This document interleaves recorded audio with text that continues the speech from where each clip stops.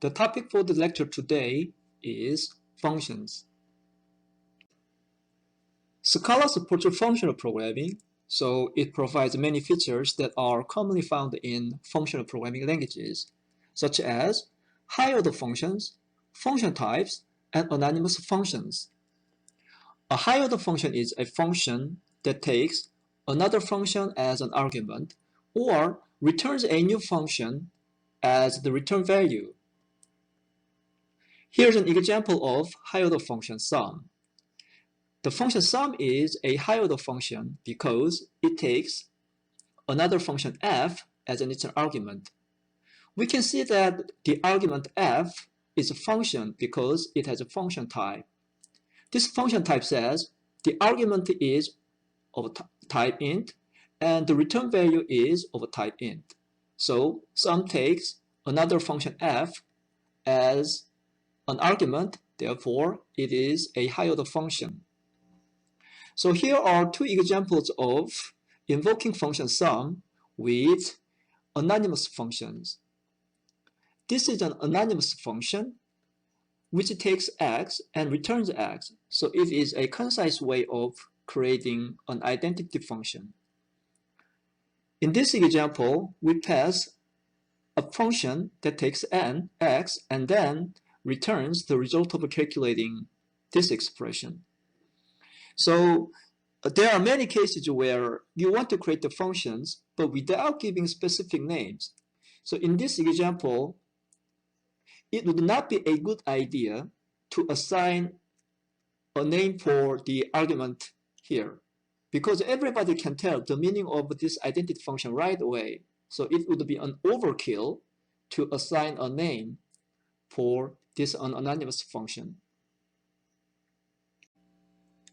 Scala also supports currying, or you can define functions in curried form.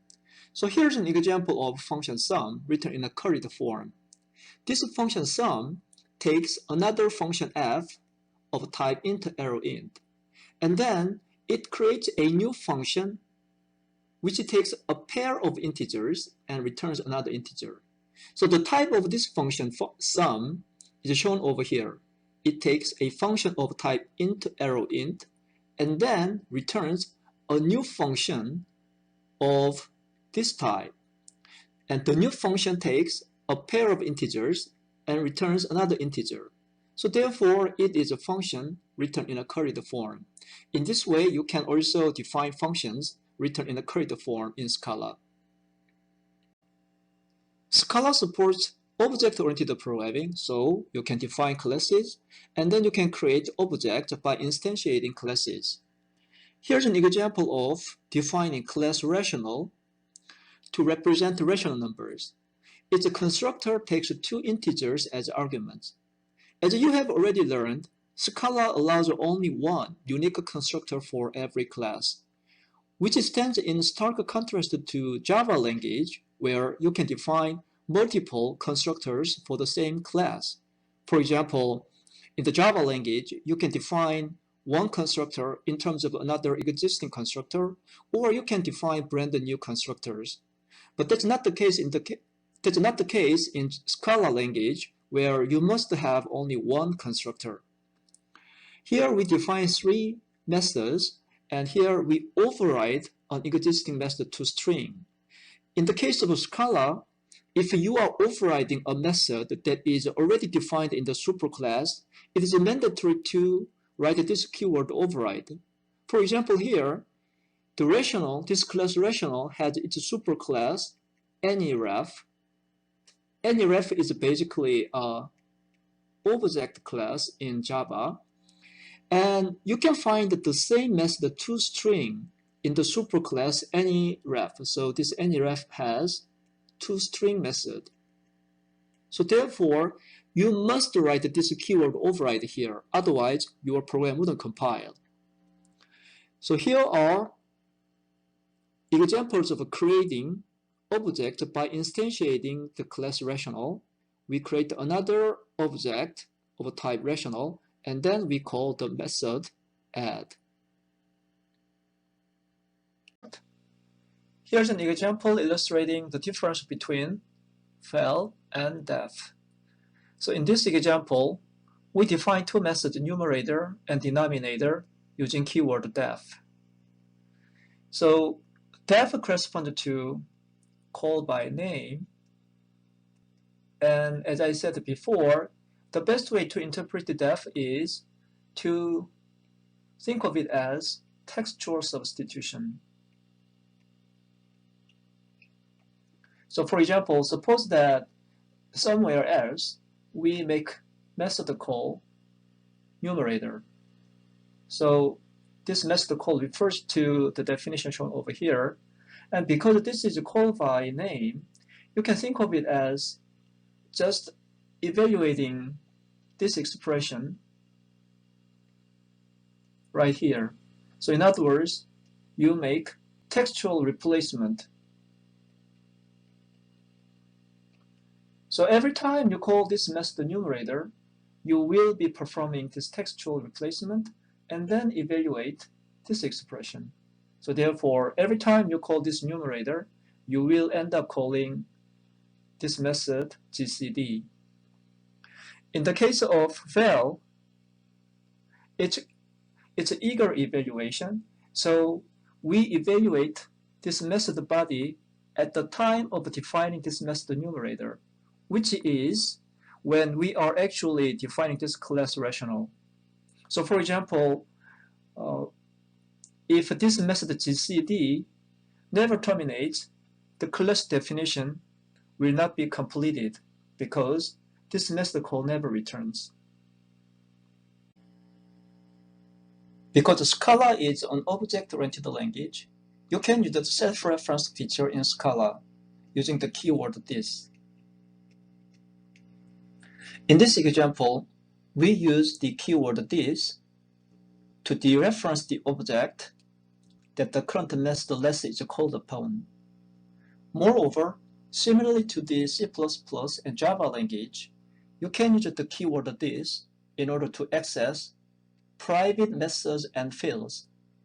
In this example, we can access the numerator method, which is declared with the private modifier with this.numerator.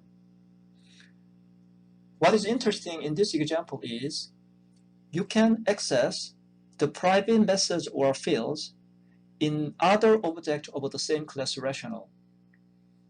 Here's an example. Suppose that you have an object X of type rational, and you have another object Y of type rational. This object X has private method numerator, and this object Y also has private method numerator. Now it turns out that the method less here can dereference, can invoke the method numerator of object Y. And similarly, the less method in object Y can invoke the method numerator in the object X. That is allowed because the effect of the private modifier applies to all the objects of a given class. In other words, this method numerator can be accessed from any object of type rational. But in some cases, you'd like to disallow this access. In other words, you'd like to allow the method numerator to be called only from the very object that the current method less is called upon. To this end, Scala supports a new modifier called private this. If you specify the method numerator with the private this numerator can be called only from the object that the current method is called upon. So this way of accessing is disallowed if this numerator is declared with private this.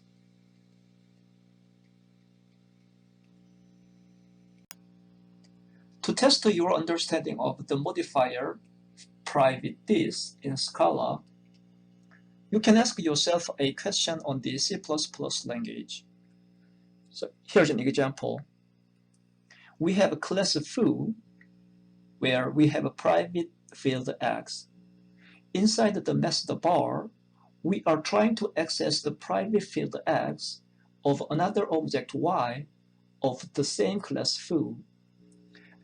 And the question here is, does this code compile okay? In other words, can we use this expression y.x here? The answer is yes, the code compiles okay, and we can use this expression y.x. This example illustrates that in Scala, you can make a fine-grained control of accessibility of private fields and methods because we have two modifiers, private this and the traditional way of declaring private fields and methods private. So there's a big difference between these two modifiers, and as a result, you can have fine-grained control of accessibility of private fields and methods. These are the 5 main features of object orientation. The first is multiple representation or dynamic dispatch. For example, you can have a class set and with 2 concrete implementations, like a hash set or list set. And both classes have the same method add. And because we have this dynamic dispatch, the runtime system decides which method of this and this to call by inspecting the type of the object of a type set. That's what this dynamic dispatch is about. Encapsulation basically allows you to create an object with the private fields and methods. And these private methods and fields are not accessible from the outside. And you have this subtyping. So for example, you can have animal superclass and you have human subclass. Then we have this subtyping relation between animal and human. Inheritance allows you to literally inherit the implementation from the superclass to the subclass. So when you implement this subclass, you don't have to rewrite the code by reusing the code from the superclass animal. The last feature is self-reference, which effectively implements recursive definition. To see why this is the case, let's suppose we are creating a class foo. Inside the definition of the class foo, you have a method bar. And in the method body, you can have this keyword this. But at this point, we have not finished the definition of a class foo. Nevertheless, we can still access the class foo, which is being defined at the moment. So without completing the definition, you can access the class being defined. For this reason, you can think of self-reference as implementing recursion in an indirect way. Scala supports infix notation. With the infix notation, when you invoke a method of an object, you can get rid of the dot between object and method, and you can get rid of the parentheses around the arguments. This is the typical way of calling methods in Java and C++. This is okay in Scala, but alternatively, you can remove a dot and parentheses to obtain an equivalent expression here. Both styles are fine, but it is a good practice to be consistent with your choice. In other words, you don't want to mix the two styles frequently in your code. Another important point here is infix notation applies only to method invocation. This is because in Scala or in any object-oriented language supporting first-class functions, methods are not functions. every method belongs to a particular object, whereas a function is a self-contained object by itself. So infix notation only applies to method invocations, not function invocations. In Scala, you can simplify anonymous functions by exploiting underscore. An underscore refers to the argument to the anonymous function. If you have two instances of underscores, then the first underscore refers to the first argument, and the second underscore refers to the second argument, where the argument is expected to be a pair. If there is only one underscore in the function body, it means that the anonymous function takes a single argument. In this example, we use an anonymous function which doubles the given argument. But the meaning of this anonymous function is so obvious that there's no reason to choose a particular name for the argument. Therefore, we can simplify the definition of anonymous function by exploiting this underscore. Scala supports three forms of assertions: assert, require, and ensuring. We use assert to state invariants on your code. Here's an example. Suppose that you are implementing a while loop. And according to your design of this while loop, at the beginning of every iteration, the variable x must be positive. And you can turn your finding into an assert like this. Now, at runtime, if this assert fails, it means that there's something wrong with your design or your code. In other words, it's your programming error. Therefore, you have to go back to the code and then fix the code.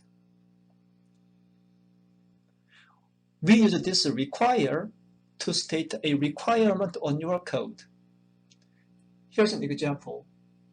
You have a method foo, which takes an integer.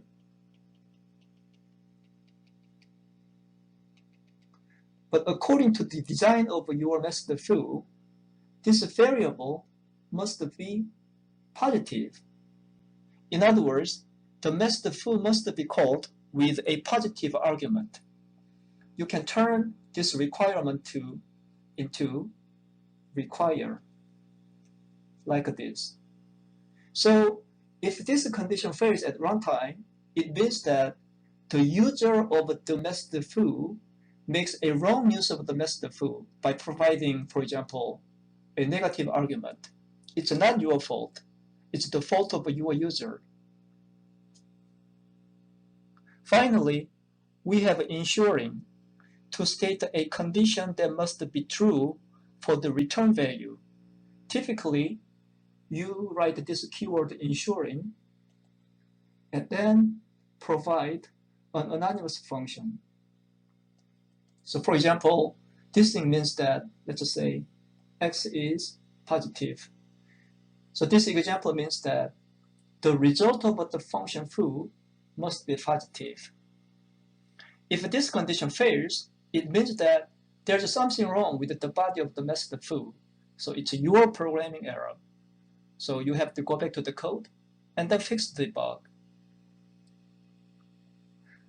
Assert can be disabled by providing an appropriate compilation flag, whereas require and ensuring cannot be disabled.